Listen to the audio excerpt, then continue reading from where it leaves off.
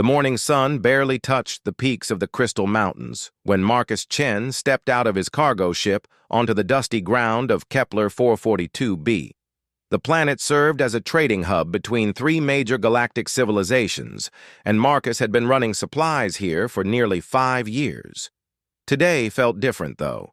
The usual bustling marketplace seemed quieter, and the air carried an odd tension that made the hair on his arms stand up. Marcus adjusted his translator earpiece and headed toward the main trading square. His boots kicked up small clouds of purple dust as he walked past the rows of vendor stalls. Most sellers were already setting up their displays, exotic fruits that glowed softly in the morning light, technology from distant worlds, and creatures of all kinds in cages that hummed with energy fields. It was near the livestock section that Marcus heard it, a sound that made him stop in his tracks. It wasn't quite a roar, nor was it a cry. It was something in between, a deep, mournful sound that seemed to vibrate through his chest. He'd heard many alien creatures during his travels, but this was different.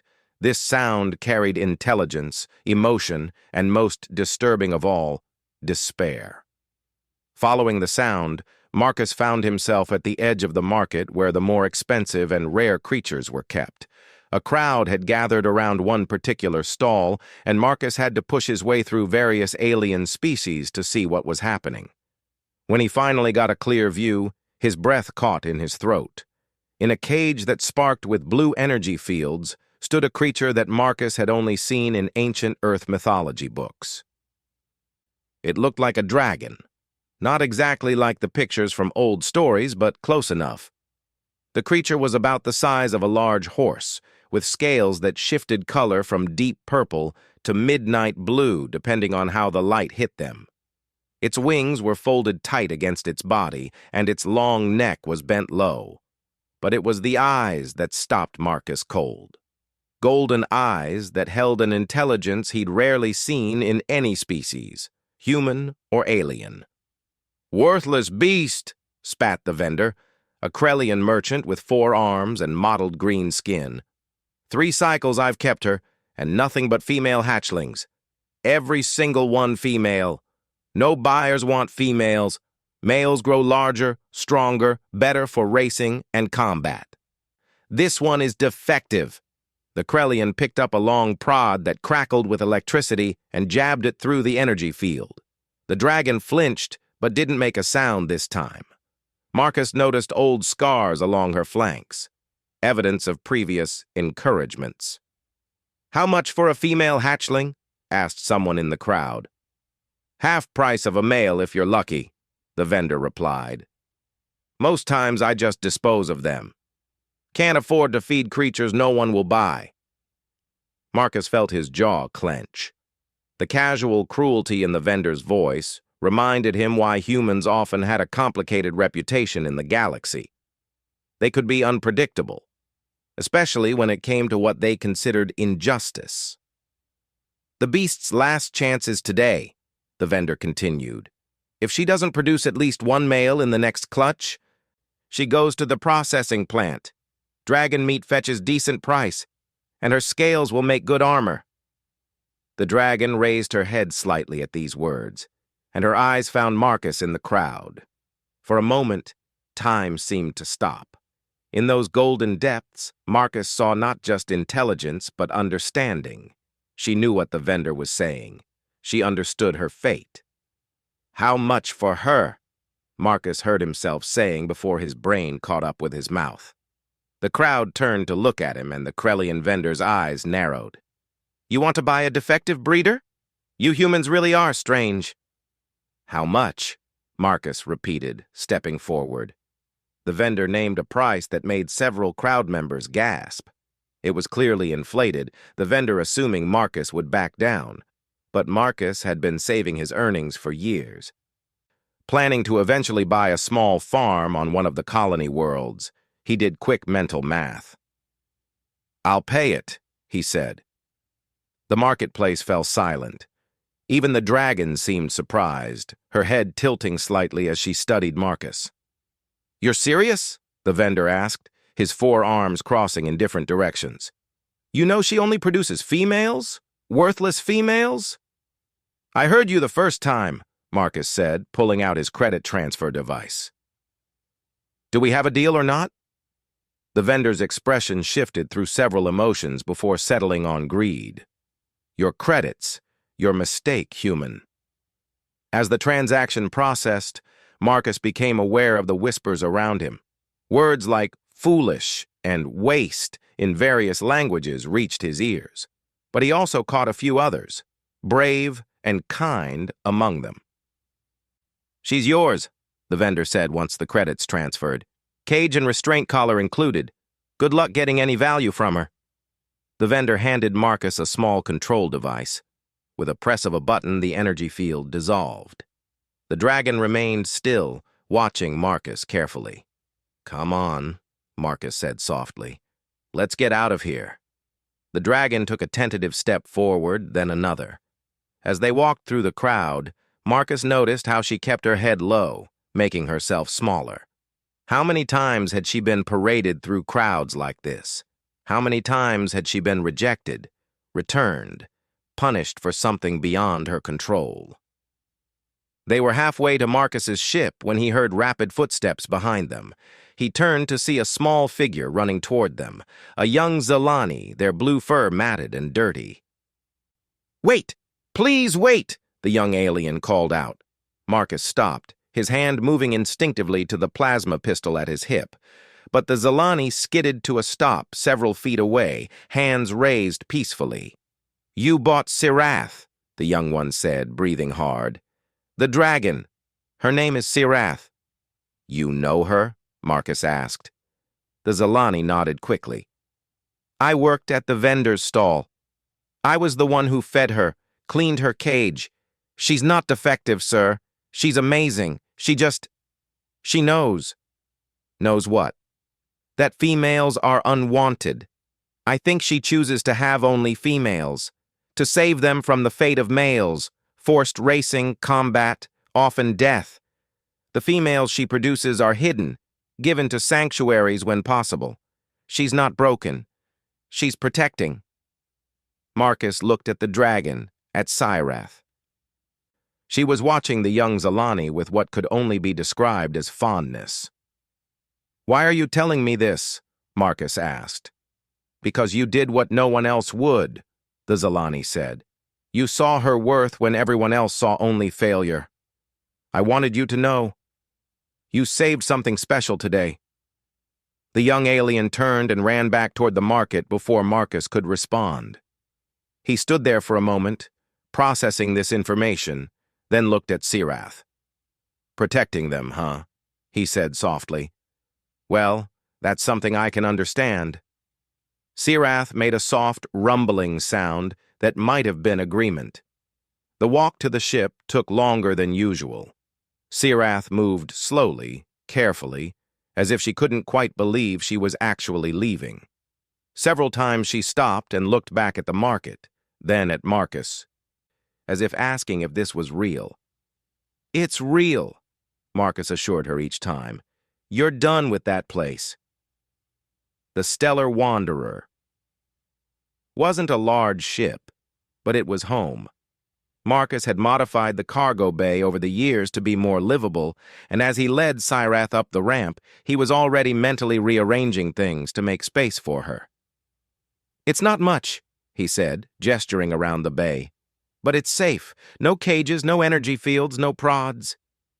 Sirath stepped inside cautiously, her claws clicking on the metal floor. She explored slowly, sniffing at various crates and equipment. When she found a corner with some old blankets Marcus used for delicate cargo, she circled it several times before settling down with a heavy sigh. Marcus spent the next hour removing the restraint collar. It was a complex device, designed to deliver shocks if the wearer moved too far from the control unit or displayed aggressive behavior. As he worked, he noticed more scars hidden beneath it, older ones that had healed poorly. How long were you with him? Marcus asked softly as he finally got the collar off. Sirath's response surprised him. Instead of a roar or rumble, she extended one wing and touched it to the floor 3 times. 3 years? Marcus guessed. She repeated the gesture. 3 years of that treatment? Marcus shook his head. Well, that's over now. He disposed of the collar in the ship's recycler, taking satisfaction in watching it break down into component atoms. When he turned back, Sirath was watching him with those golden eyes. I should probably tell you, Marcus said, sitting down on a crate near her. I have no idea what I'm doing. I've never owned a dragon.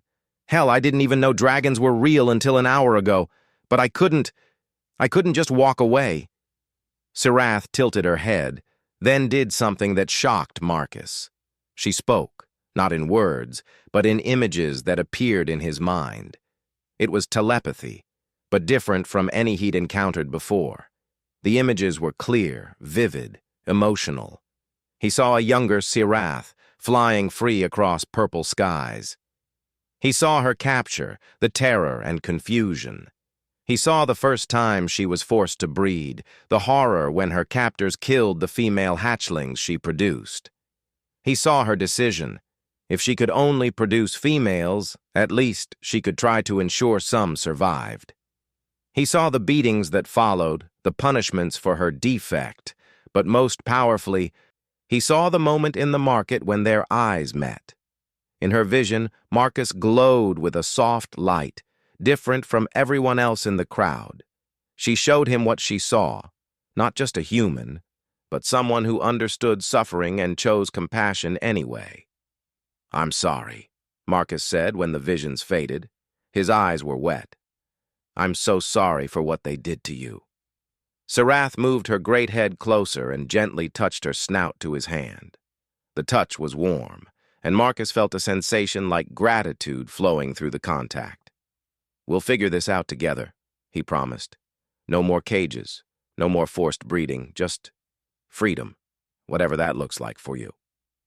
The ship's computer chimed, reminding Marcus he had deliveries to make, but for the first time in 5 years, he considered canceling them. His new passenger was more important than any cargo. Computer, plot a course for Haven Station, he said.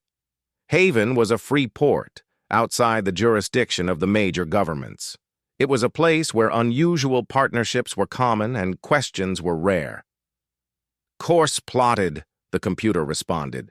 Estimated arrival in 17 hours. Marcus looked at Sirath. It's a bit of a journey. You should rest. Real rest, without fear.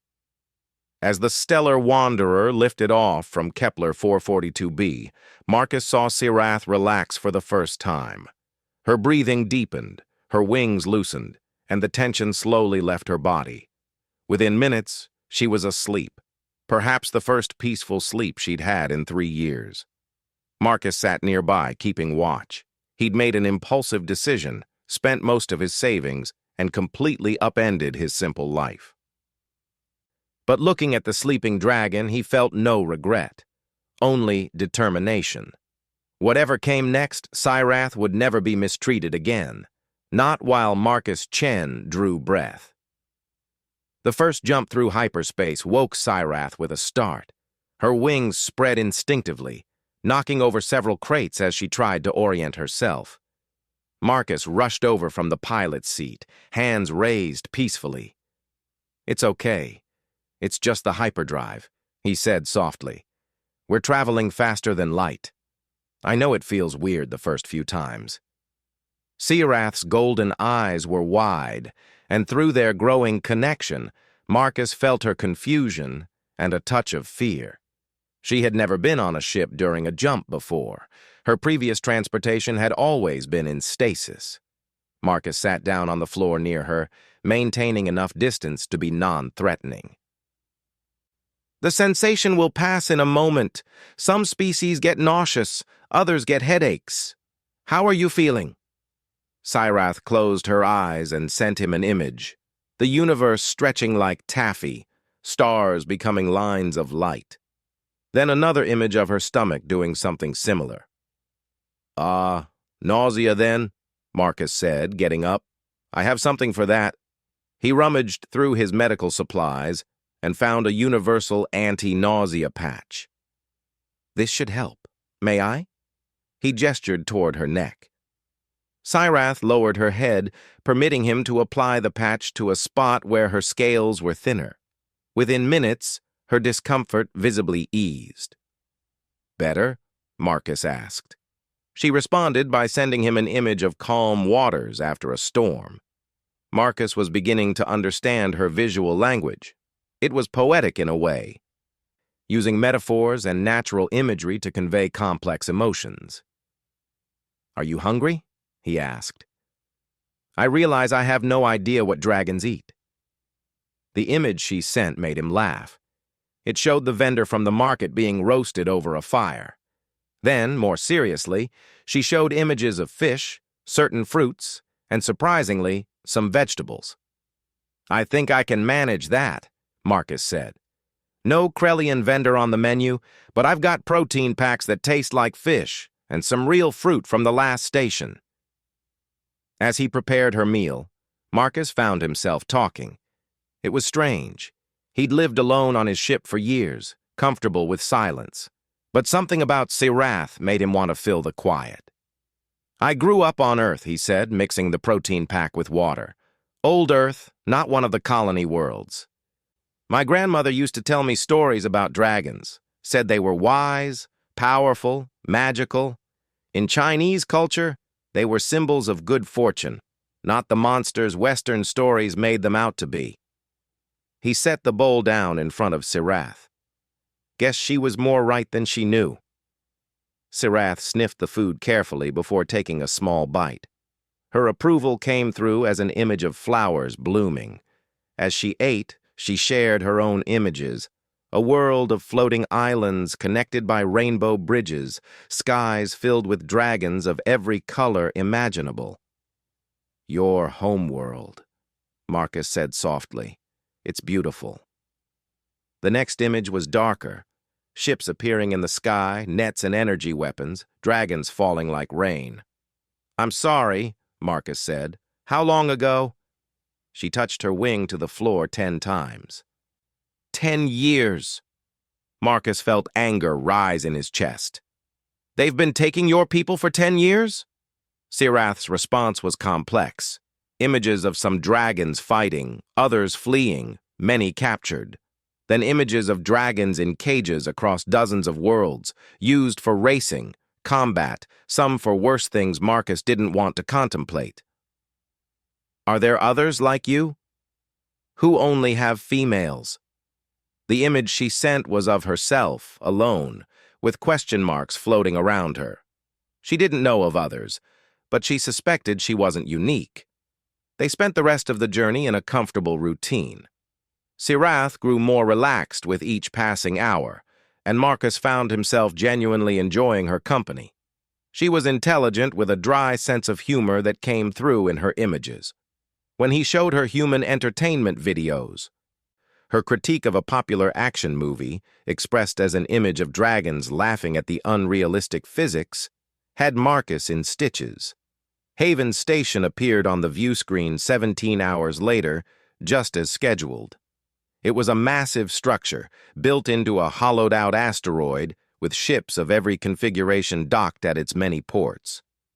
"It's not pretty," Marcus admitted, "but it's free. No questions asked, no judgment passed. Well, mostly." As they docked, Marcus noticed Syrath growing tense again, her tail, which had been relaxed during the journey, now wrapped tightly around her body. "You can stay on the ship if you want," Marcus offered. "I just need to arrange some things, maybe find us better quarters." But Syrath stood, shaking her head. She sent him an image of them walking together, side by side. "Together, then," Marcus agreed. The docking bay was busy, filled with species from across the galaxy. Many stopped and stared as Marcus walked by with a dragon at his side. Some with recognition, others with suspicion, a few with what looked like hunger. "Stay close," Marcus murmured, his hand moving to his weapon. They were halfway to the administrative center when trouble found them. 3 Vorthon mercenaries, their chitinous bodies gleaming under the station lights, blocked their path.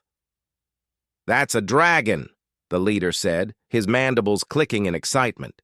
"Do you know how much a dragon is worth in the fighting pits?"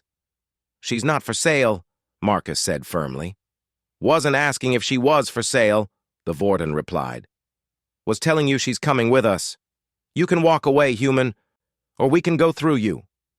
Marcus felt Serath tense beside him, but through their connection, he sensed her fear wasn't for herself. It was for him. She was preparing to fight, to protect him, even though she was still weak from years of mistreatment. "Here's a counteroffer," Marcus said, his voice calm despite the adrenaline flooding his system. "You walk away, and I don't demonstrate why humans have a reputation for being unpredictable when cornered."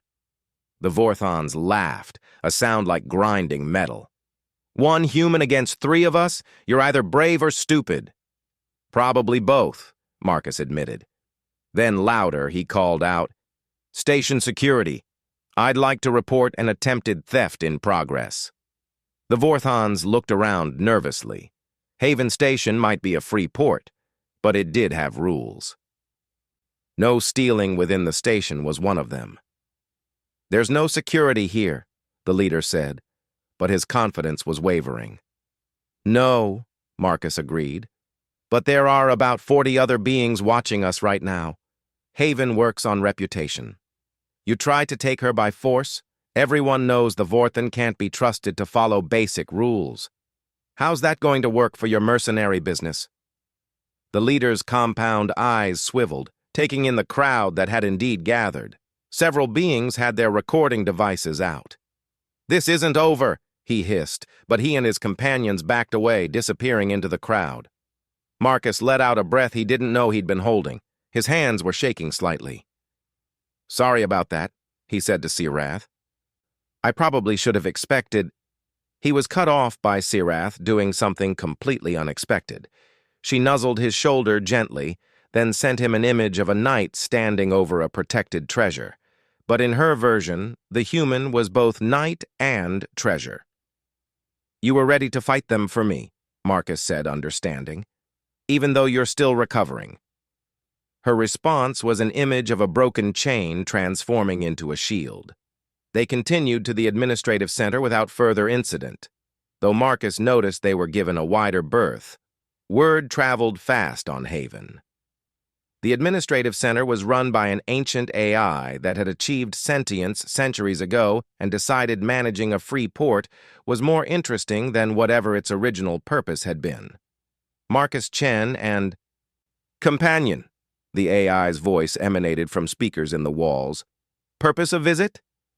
"Seeking temporary residence, possibly permanent," Marcus replied, "and information about dragon-friendly services." "Dragon designation?" "Serath," Marcus said, then added firmly, "She's a free being, not property." There was a pause. "Noted. Free being status acknowledged. Dragon-friendly accommodations are available in Section C, Level 7. Be aware that several other dragons reside on Haven. They maintain a loose collective in the zero-gravity gardens." Marcus felt Serath's excitement through their connection. "Other dragons. Free dragons. Additionally," the AI continued, "there is a human on Level 12 who specializes in interspecies communication and trauma recovery. Dr. Sarah Winters. She may be of assistance." "Thank you," Marcus said, surprised by the AI's helpfulness. "Haven exists for those who don't fit elsewhere," the AI responded. "A human who frees a dragon and a dragon who chooses freedom qualify. Welcome to Haven." Their assigned quarters were larger than Marcus expected, a 2-room unit with high ceilings to accommodate Serath's height. The previous occupant must have been a larger species. As Serath explored the space, Marcus noticed a message waiting on the room's communication panel. It was from someone named Korith, introducing himself as a member of the Dragon Collective and inviting them to visit the zero-gravity gardens whenever they felt ready. "Looks like you have a welcoming committee," Marcus said, showing Serath the message. Her response was complex, excitement mixed with anxiety, hope tempered by fear. She sent him images of questions, What if they rejected her? What if they saw her as broken because of her breeding peculiarity? "Hey," Marcus said softly, "you're not broken. You protected those females the only way you could. That's not a defect, that's heroism."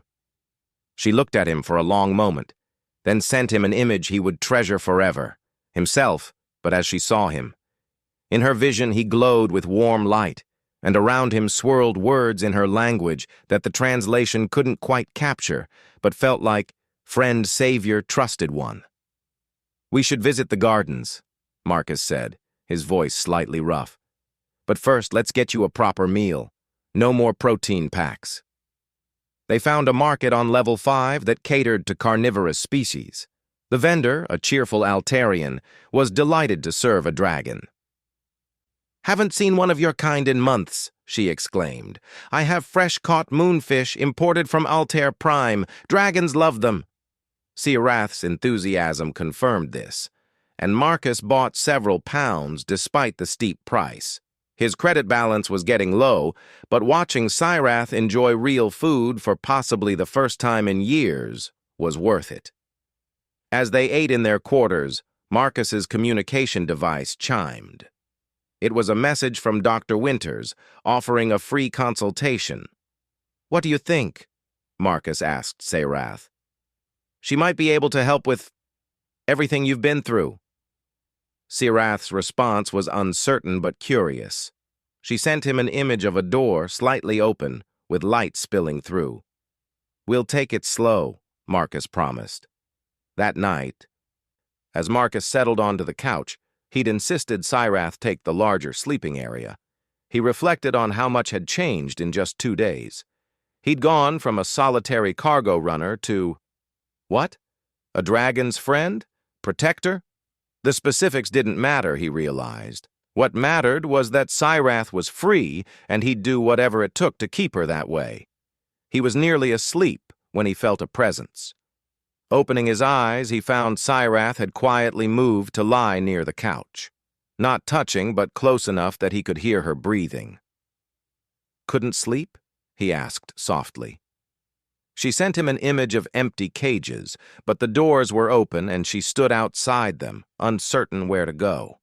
"Freedom can be scary," Marcus acknowledged. "But you're not alone." Her response was wordless, just a feeling of warmth and gratitude that washed over him like a blanket. They fell asleep like that, dragon and human, each guarding the other's rest. In the morning, they would visit the gardens, meet other dragons, begin the long journey of healing. But for now, in the quiet of their haven quarters, they were simply two beings who had found each other in a vast, often cruel universe. The station's artificial night cycle hummed around them, and somewhere in the distance, other dragons sang a song of welcome that Sirath heard in her dreams. Her tail unconsciously moved closer to Marcus, and in his sleep, he reached out and rested a hand on her scales. Neither woke, but both slept deeper, knowing they were no longer alone. The zero-gravity gardens were unlike anything Marcus had ever seen. Massive spheres of water floated throughout the space, each one containing its own ecosystem. Plants grew in all directions, their roots reaching through the air toward nutrients that drifted in controlled patterns. And among it all, dragons flew. Marcus stood on the observation platform, his magnetic boots keeping him anchored, while beside him, Sirath watched her kind with a mixture of longing and fear. There were 5 dragons visible, each one unique in color and size. They moved through the zero gravity with a grace that took Marcus's breath away. "They're beautiful," he said softly. Sirath sent him an image of herself trying to fly in zero gravity and tumbling awkwardly. He could feel her anxiety. "You'll learn," he assured her. "Everything takes practice." A dragon with scales that shifted from green to gold approached them, landing gracefully on the platform. He was larger than Sirath, with scars that spoke of his own difficult past. "You must be Sirath," the dragon said, and Marcus started. This dragon spoke aloud, his voice deep and resonant. I am Korith. Welcome to Haven. Cyrath responded with images rather than words, and Korith tilted his head. Ah, he said after a moment. Trauma-induced selective communication. We see it sometimes. The telepathic centers remain active, but verbal communication shuts down. It often returns with time and healing. He turned to Marcus. And you're the human who bought her freedom. The station's been buzzing about it. Marcus Chen, Marcus introduced himself. And I didn't buy her freedom. Freedom can't be bought. I just removed her from a bad situation. Korith studied him with ancient eyes. Interesting distinction. Most beings wouldn't make it. Come, both of you. The others are eager to meet you. Marcus looked at Cyrath. You don't have to if you're not ready. But Cyrath stepped forward, her head high despite the tremor Marcus could feel through their connection. She sent him an image of a small bird leaving its nest for the first time. Together? Marcus asked. She nodded. The other dragons were welcoming but respectful of Cyrath's obvious nervousness. There was Zalitha, whose scales were deep purple-black like the space between stars. Aramax, small for a dragon but fast, his silver scales catching the artificial sunlight. The twins, Sorn and Senna, who finished each other's sentences. And finally, Vera, whose pale blue scales were marked with darker patterns that looked like written text. You're the first new dragon we've had in months, Vera said gently, and the first female in over a year. This caught Marcus's attention. Are females rare? Not naturally, Korith answered, but they're valued less in the illegal trade, so fewer are taken. And those who are... He paused, looking at Cyrath. They often don't survive long. Cyrath sent an image to the group, her previous vendor's stall, the casual cruelty, the threats. The other dragons recoiled. The Krellian markets, Zalitha hissed. We've heard stories. You survived 3 years? Cyrath touched her wing to the ground 3 times. And you're a breeder who only produces females, Aramax said, his voice thoughtful rather than condemning. That's why he was going to... He didn't finish, but they all understood. Actually, Vera said slowly, that's remarkable. Do you know how rare that is? Not the producing only females, the control over it. Most dragons have no say in the gender of their offspring. It's random, like most species. But you... Cyrath sent them an image of herself surrounded by female hatchlings, all being taken away, followed by her decision to only produce females despite the consequences. You changed your own biology through will alone, Korith breathed. To protect them. That's not a defect, Cyrath. That's a gift. A powerful one. Marcus felt Cyrath's shock through their connection. She had never considered it that way. There are legends, Vera continued, her scholarly nature showing. Ancient dragons who could influence the gender of their offspring. They were revered as life-shapers. We thought the ability was lost. For the first time since Marcus had known her, Cyrath sent an image that was a question about herself rather than a statement. It showed her surrounded by question marks, with light beginning to break through clouds. You're not broken, Senna said firmly. You're extraordinary, Sorn added. And you're among family now, Korith concluded. The emotional weight of the moment was broken by Aramax doing a playful loop in the zero gravity. Enough heavy talk. Cyrath, have you ever flown in zero-G? When she indicated she hadn't, all 5 dragons immediately volunteered to teach her. Marcus watched from the platform as they coaxed her into the gravity-free zone, surrounding her with encouragement and gentle corrections. The first few minutes were indeed awkward. Cyrath tumbled and spun, her wings working against her as she tried to apply normal flying techniques. But the other dragons were patient, each offering advice and demonstration. Don't fight the lack of gravity, Zalitha advised. Use it. Small movements, Let momentum carry you. Within an hour, Cyrath was gliding smoothly through the space, not with the elaborate acrobatics of Aramax or the serene grace of Korith, but with her own developing style. Marcus couldn't stop smiling as he watched her joy radiate through their connection. "She's remarkable," a voice said beside him. Marcus turned to find a human woman with graying hair and kind eyes. "Dr. Winters?" "Sarah, please," she said. "I came to check on your dragon, but I see she's finding her own healing up there." They watched as Cyrath attempted a barrel roll, succeeded, and received cheerful roars of approval from her new friends. "Connection with her own kind is powerful medicine," Sarah continued. "But she'll still need help processing what she's been through. They all do." "All?" Marcus asked. Sarah gestured to the dragons. "Every dragon on Haven is a rescue or an escape. Korith was a pit fighter who killed his owner and fled. The twins were exotic pets who were barely fed enough to keep them alive. Aramax was used for illegal racing until he crashed and was left for dead. They've all found healing here, but it's a journey." "And Cyrath's journey?" "Will be unique to her. The trauma of being forced to breed, of seeing her offspring killed or sold, of being punished for protecting them. It's deep. But she has something many don't." "What's that?" Sarah smiled. "You. A human who saw her worth when no one else did. That kind of validation is powerful." As if sensing she was being discussed, Cyrath glided over to hover near the platform. She sent Marcus an image of him floating beside her in the garden. "I don't have wings," Marcus laughed. She responded with an image of the magnetic boots turning off. "You want me to join you?" The enthusiasm in her telepathic response was unmistakable. Sarah chuckled. "I think you're being summoned. Don't worry, the garden has safety fields.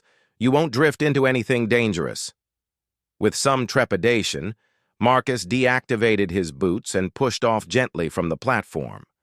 The sensation of weightlessness was disorienting at first, but Cyrath stayed close, her wing occasionally touching him to provide stability or direction. The other dragons welcomed him into their aerial space with amused warmth. Aramax showed off by zipping circles around him, while the twins took turns giving him gentle pushes to help him navigate. "Most humans are terrified of zero-G," Korith observed. "You adapt quickly." "I've got a good teacher," Marcus said, catching hold of Cyrath's tail when he started spinning. They spent hours in the garden. Marcus learned that dragon laughter sounded like musical thunder, that Zelitha was composing an epic poem about their escape from captivity, and that the twins were working with station security to help identify and intercept illegal dragon trafficking. As the day cycle began to dim toward evening, the dragons settled onto various perches to rest. Marcus and Cyrath found themselves on a platform surrounded by floating flowers that glowed softly in the diminishing light. "Thank you," Cyrath's first actual words whispered in Marcus's mind. They were faint, uncertain, but definitely words. "You spoke," Marcus said, delighted. "Trying," came the whispered reply. Then, stronger through images, she showed him the day from her perspective, the acceptance, the understanding, the revelation about her ability. "You're not just surviving anymore," Marcus said softly. "You're living." She nuzzled his shoulder in response. Over the following weeks, life on Haven developed its own rhythm. Marcus found work with a shipping company that specialized in ethically sourced goods, using his knowledge of trade routes to help them avoid systems that supported illegal trafficking. The pay was less than his previous work, but it covered their needs. Cyrath grew stronger every day. Her scales, which had been dull from poor nutrition and stress, began to shine with health. She started speaking more, though she still preferred images for complex emotions. Her flying in the gardens became more confident, and she even began teaching Aramax some of the aerial maneuvers she remembered from her youth. Dr. Winters met with her twice a week, helping her process the trauma. Marcus was included in some sessions, learning how to better support her healing. He discovered that certain sounds could trigger panic responses, that she still had nightmares about cages, and that she carried immense guilt about the female hatchlings she couldn't save. Survivor's guilt is common, Sarah explained. She made an impossible choice in an impossible situation. Healing means accepting that she did what she could with the power she had. The breakthrough came 6 weeks after their arrival. Sirath had been quieter than usual, spending long hours in the gardens alone. Marcus was worried but tried to give her space. Then, one evening, she came to him with a determined look. "I want to help others," she said aloud, her voice stronger than ever. "Dragons still trapped, females discarded. I want to help." "How?" Marcus asked. She sent him a complex series of images, a network of safe houses, rescue operations, dragons and humans working together. It was ambitious, perhaps impossibly so, but Marcus could feel her passion. "The twins work with security," he said slowly. "And I know shipping routes. If we could coordinate, maybe identify trafficking ships?" "Korith has contacts on other stations," Sirath added. "Dragons who hide, who might help if they knew there was hope." It was the beginning of something larger than either of them had imagined. Within days, they had the nucleus of a plan. Within weeks, they had their first success, intercepting a shipment of dragon eggs bound for the fighting pits and redirecting them to Haven. The Dragon Collective grew. Word spread through hidden channels that Haven was truly safe, that there were dragons there who understood, who would help. Sometimes dragons arrived alone, having escaped on their own. Sometimes they came with humans or other species who had helped them, forming bonds as unusual and powerful as the one between Marcus and Sirath. 6 months after that day in the market, Marcus stood in the gardens watching Sirath teach a newly arrived young dragon how to communicate telepathically. The youngster had been traumatized into silence, just as Sirath had been. But under Sirath's patient guidance, images were beginning to form. "She's good at this," Korith said, joining Marcus. "A natural teacher and healer. Who would have thought?" "She's remarkable," Marcus agreed. "You both are," Korith said. "Do you know what the most amazing thing is about you humans?" "Our unpredictability," Marcus guessed, remembering his reputation. "Your capacity to see worth where others see none," Korith corrected. "You looked at a broken dragon and saw someone worth saving. That's not unpredictability. That's humanity at its best." That night, in their quarters that had been expanded to accommodate more rescue equipment and communication arrays, Marcus and Sirath went over plans for their next operation. 3 dragons had been spotted in a trafficking ring near the outer rim. It would be dangerous, but they had a team now, a purpose. "No regrets?" Sirath asked, her mental voice clear and strong. Marcus thought about his old life, the solitary cargo runs, the simple existence, the savings he'd been accumulating for a quiet retirement. Then he looked at Sirath, healthy and whole, surrounded by maps and plans to save others like her. "None," he said firmly. "This is what we're meant to do." She sent him an image then, one that had evolved over their months together. It still showed him glowing with that warm light, but now she stood beside him, glowing too. Around them were dozens of dragons, all free, all safe. It was no longer just gratitude or admiration, it was partnership, equality, shared purpose. "Together," she said aloud. "Together," Marcus agreed. Outside their window, the lights of Haven Station twinkled like earthbound stars. Somewhere in the gardens, dragons sang a song of freedom that echoed through the corridors. And in a small quarters on level C, a human and a dragon planned their next rescue, their next chance to tell another captive soul, "You come with me." The work was hard. The danger was real. The enemy was powerful and cruel. But Marcus Chen and Sirath had each other. They had their growing network of allies, and most importantly, they had hope. In a universe that often seemed cold and uncaring, they had chosen to be the warmth and the care. One rescue at a time, one dragon at a time, they were changing the galaxy, not through force or politics, but through the simple revolutionary act of seeing worth where others saw only profit. And in the end, that very human trait, the ability to look at someone deemed worthless and say, "You matter," would prove more powerful than any weapon, more valuable than any treasure. It started with 5 words in a dusty market. "You come with me," says human. It continued with every rescue, every healing, every moment of connection between species who chose to see each other as family. And it would not end until every cage was empty, every chain was broken, and every dragon knew the sky was theirs to claim once more.